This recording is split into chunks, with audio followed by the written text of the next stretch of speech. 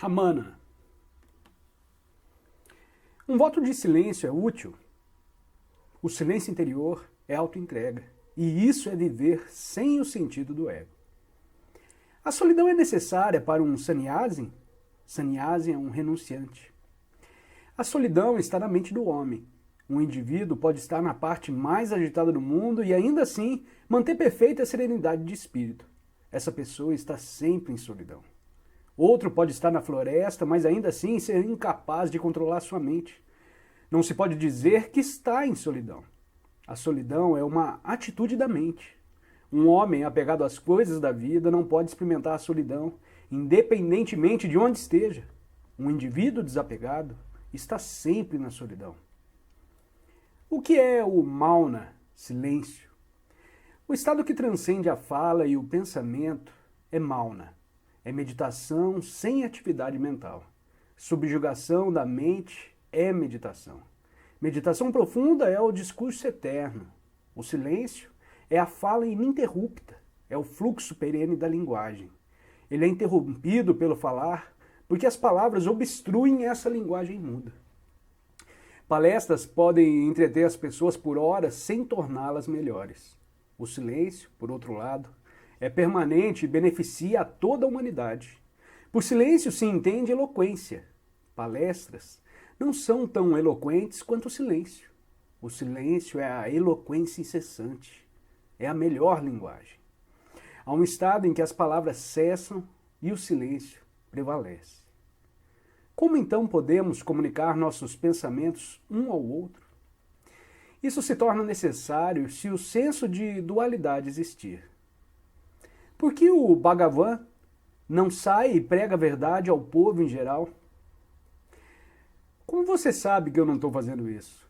Será que a pregação consiste em subir uma plataforma e discursar para as pessoas ao seu redor? A pregação é simples, comunicação do conhecimento, que só pode realmente ser feita em silêncio. O que você acha de um homem que ouve um sermão durante uma hora e se vai sem que ele tenha lhe causado uma viva impressão de forma a mudar sua vida? Compare-o com outro, que se senta na presença sagrada e vai embora depois de algum tempo, com a sua perspectiva sobre a vida totalmente mudada. Qual é o melhor? Pregar em voz alta, sem efeito, ou sentar-se silenciosamente, irradiando força interior? Ou ainda, como surge a fala? Ao conhecimento abstrato, de onde surge o ego, que por sua vez dá origem ao pensamento, e o pensamento à palavra falada. Assim, a palavra é a bisneta da fonte original. Se a palavra pode produzir efeito, avalie por você mesmo quão mais poderoso deve ser o pregar por meio do silêncio. Mas as pessoas não entendem essa verdade pura e simples. A verdade de sua experiência diária, sempre presente, eterna. Essa é a verdade de si mesmo. Existe alguém que desconhece a si mesmo? Mas eles não gostam sequer de ouvir essa verdade, enquanto estão ansiosos para saber sobre o que está além, sobre o céu, inferno e reencarnação. Porque adoram o mistério e não a verdade. As religiões os atendem, para assim finalmente trazê-los de volta para o self. Quaisquer que sejam os meios adotados, você deve finalmente retornar a si mesmo. Então por que não permanece em si mesmo aqui e agora? Para observar outro mundo? Ou para especular sobre isso, o self, si mesmo? É necessário. Portanto, eles não são diferentes do self. Mesmo o homem ignorante, quando vê os objetos, vê apenas a si mesmo.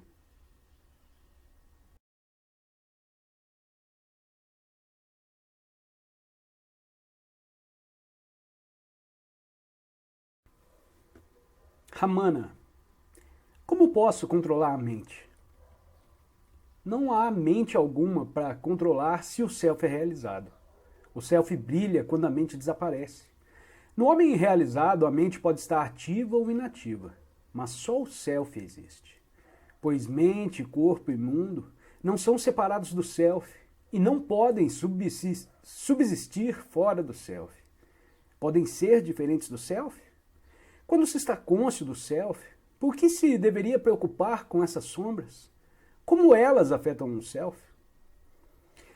Se a mente é apenas uma sombra, como então se faz para conhecer o self? O self é o coração autoluminoso. A iluminação surge a partir do coração e atinge o cérebro, que é a sede da mente.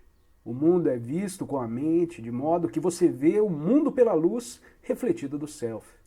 O mundo é percebido por um ato da mente. Quando a mente recebe a luz do self, fica cônscia do mundo. Quando não recebe essa luz, não tem conhecimento do mundo. Se volta a mente para dentro, em direção à fonte da iluminação, o conhecimento objetivo cessa e o self sozinho brilha como o coração. A luz brilha refletindo a luz do sol. Quando o sol se põe, a lua é útil para que os objetos sejam vistos. Quando o sol se levanta, ninguém precisa da lua, ainda que seu disco seja visível no céu. Assim também é com a mente e o coração. A mente se torna útil por sua luz refletida. Ela é utilizada para que se vejam os objetos. Quando se volta a mente para dentro, ela mergulha na fonte da iluminação que brilha por si mesma, e a mente é, então, como a lua durante o dia. Quando está escuro, uma lâmpada é necessária para fornecer luz. Quando o sol se levanta, porém, não há necessidade da lâmpada. Os objetos se tornam visíveis e para ver o sol, nenhuma lâmpada é necessária. É suficiente que você volte os olhos na direção do astro autoluminoso. De forma similar, com a mente, para ver os objetos, a luz refletida da mente é necessária. Para ver o coração, basta que a mente se volte para ele. Então, a mente é irrelevante e o coração é autorrefulgente.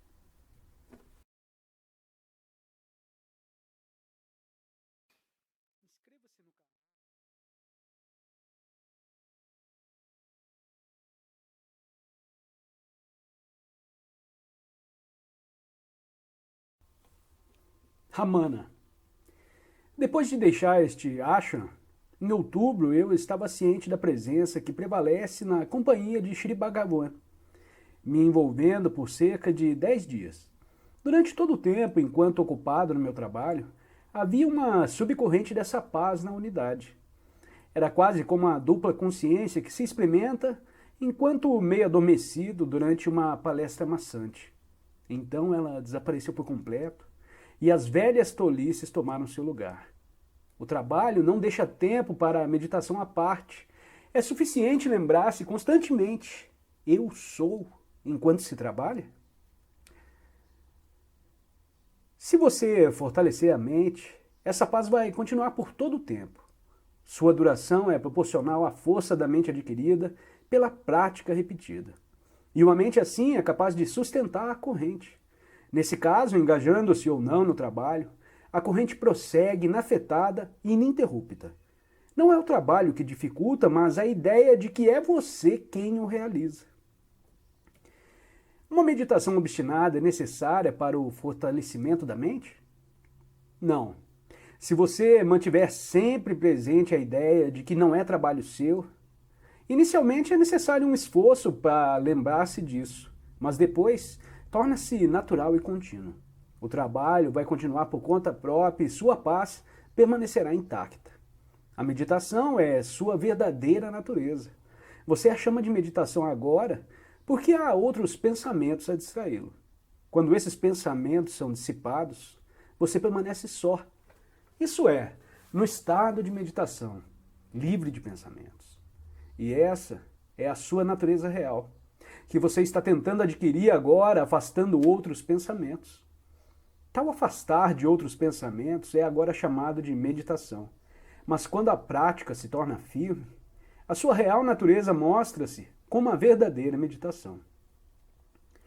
Outros pensamentos surgem com mais força quando se tenta meditar. Sim, todos os tipos de pensamentos surgem na meditação. É assim mesmo, pois o que está escondido em você é revelado. A menos que surja, como você pode destruí-lo? Os pensamentos surgem espontaneamente, por assim dizer, mas apenas para ser extintos no devido tempo, fortalecendo dessa forma a mente. Há momentos em que as pessoas e as coisas assumem uma forma vaga, quase transparente, como num sonho. O indivíduo deixa de observá-los como se estivessem fora, mas é passivamente consciente de sua existência, embora não ativamente consciente de qualquer tipo de individualidade. Existe uma profunda quietude na mente. É nesses momentos que se está pronto para mergulhar em si mesmo? Ou essa é uma condição doentia resultante de auto-hipnose? Deve ser encorajada como produtora de paz temporária? A consciência junto com quietude na mente. É esse exatamente o estado a ser almejado. O fato de a questão ter sido formulada nesse ponto, sem perceber que se trata do self, mostra que o estado não é constante, mas casual. A palavra mergulhar é apropriada quando há tendências para fora. Quando, portanto, a mente tende a ser trazida de volta e dirigida para dentro, há um mergulho sobre a superfície das externalidades. Mas quando a tranquilidade prevalece, sem obstruir a consciência, qual a necessidade de mergulho? Se esse estado não foi percebido com o self, o esforço para fazê-lo pode ser chamado mergulho. Nesse sentido, pode-se considerar tal estado como apropriado para a realização ou mergulho. Assim, as duas últimas perguntas que você colocou não surgem. A mente continua a sentir-se afeiçoada a crianças. Possivelmente, a forma de uma criança é muitas vezes usada para personificar o ideal. Como essa preferência pode ser superada? Atenha-se ao self.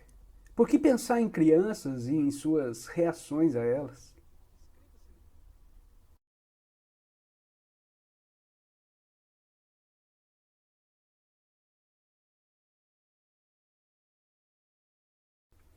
Ramana. Esta terceira visita a Tiruvannamalai parece ter intensificado o sentimento de egoísmo em mim e tornou a meditação menos fácil. Será esta uma fase passageira, sem importância? Ou o sinal de que eu devo evitar tais lugares de agora em diante? Isso é imaginário. Este lugar ou outro está dentro de você. Tais imaginações devem terminar, pois lugares como esses nada têm a ver com as atividades da mente. Os ambientes à sua volta não são, também, apenas uma questão de sua escolha individual, pois eles estão lá como um fato natural e você deve elevar-se acima deles e não ficar enredado neles. Um menino de 8 anos e meio sentou-se no saguão por volta das 5 horas da tarde, quando Shri Bhagavan subiu a montanha.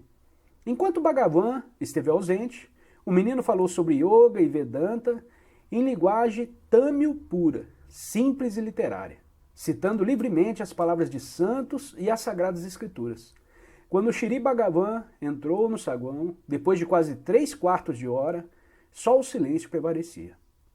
Durante os 20 minutos em que o menino sentou-se na presença de Shri Bhagavan, ele não falou uma palavra, mas apenas o esteve contemplando fixamente.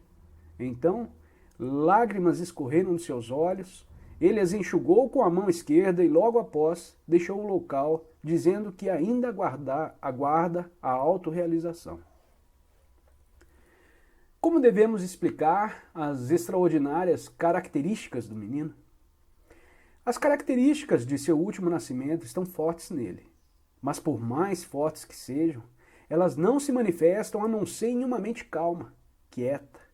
Faz parte da experiência de todos que as tentativas de rememorar alguma coisa às vezes falham, enquanto a lembrança se apresenta de súbito quando a mente está calma e tranquila. Como podemos tornar a mente rebelde calma e serena? Percebendo a fonte da mente, para que ela possa desaparecer, ou realizando a autoentrega, para que ela possa ser abatida. A autoentrega é o mesmo que o autoconhecimento, e qualquer um deles implica necessariamente autocontrole. O ego se submete apenas quando reconhece o poder superior. Como posso escapar de Sansara, que parece ser a causa real da inquietude da mente? A renúncia não é um meio eficaz para se obter a tranquilidade da mente? O Sansara existe apenas em sua mente. O mundo não se manifesta dizendo, ei, aqui estou eu, o mundo. Se o fizesse, estaria sempre lá, tornando sua presença percebida por você, mesmo em seu sono profundo. Uma vez, contudo, que ele não aparece no sono profundo, ele é impermanente. Sendo impermanente, falta-lhe substância. Não tendo realidade alguma a parte do self, é facilmente subjugado por esse. Apenas o self é permanente. Renúncia é a não identificação de si mesmo como o não si mesmo. Quando a ignorância que identifica o self como o não self é removida, o não self deixa de existir e essa é a verdadeira renúncia. Não podemos realizar ações sem apego mesmo na ausência de tal renúncia? Apenas um Atma Jnani, conhecedor de si mesmo, pode ser um bom Karma Yogi, indivíduo não apegado às suas ações. O Bhagavan condena a filosofia Dvaita, dualista. O Dvaita, dualidade, pode subsistir apenas quando você identifica o self com o não self. A Advaita, não dualidade, é não identificação.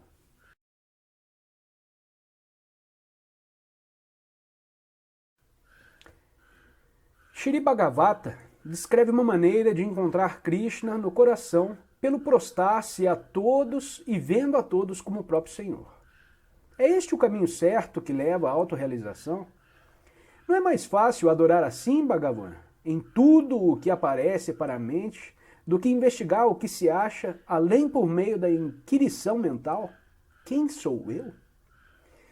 Sim, quando você vê Deus em tudo, você pensa em Deus ou não? Você certamente deve pensar em Deus para ver Deus em tudo à sua volta. Manter Deus em sua mente torna-se dhyana, meditação e atenção. E dhyana é a fase anterior à realização. A realização só pode ser do self e no self. Ela nunca pode se dar à parte do self. E dhyana deve precedê-la. Quer você pratique dhyana em Deus ou no self, isso é irrelevante, pois o objetivo é o mesmo. Você não pode, por meio algum, escapar do self. Você deseja ver Deus em tudo, mas não em si mesmo? Se tudo é Deus, você não está incluído nesse tudo. Sendo Deus você mesmo, é surpreendente que tudo seja Deus? Esse é o método aconselhado no Sri Bhagavata e em outros textos. Mas mesmo essa prática, deve haver aquele que vê ou pensador. Quem é ele? Como ver Deus que é onipresente? Ver Deus é ser Deus. Não há tudo a parte de Deus para que ele possa impregnar. Só há ele. Devemos ler o Bhagavad Gita de vez em quando? Sempre. Qual é a relação entre Jnana e Bhakti? Jnana, sabedoria, e Bhakti, devoção. O estado natural, ininterrupto e atemporal de permanecer no self é Jnana. Para permanecer no self, você deve amar o self. Uma vez que Deus é, na verdade, o self, o amor do self é o amor de Deus. E isso é Bhakti. Jnana e Bhakti são, assim, uma coisa só. Ao fazer Nama Japa, repetição do nome de Deus, por 1 hora ou mais eu caio em um estado igual ao sono profundo. Ao acordar, lembro-me de que minha prática foi interrompida e então tento de novo. Igual ao sono profundo? Correto, é o estado natural, porque você está agora associado ao ego. Você considera que o estado natural é algo que interrompe a sua prática. Então, você deve ter a experiência repetida até que perceba que esse é o seu estado natural. Então você vai achar que já não há propósito em praticar japa, mas ainda assim ela vai continuar automaticamente. Sua dúvida atual é devida a essa falsa identidade, ou seja, de identificar-se com a mente que pratica japa. Japa significa aderir a um pensamento com a exclusão de todos os outros. Esse é o seu propósito, e isso leva a dhyana, que determina em autorrealização ou jnana.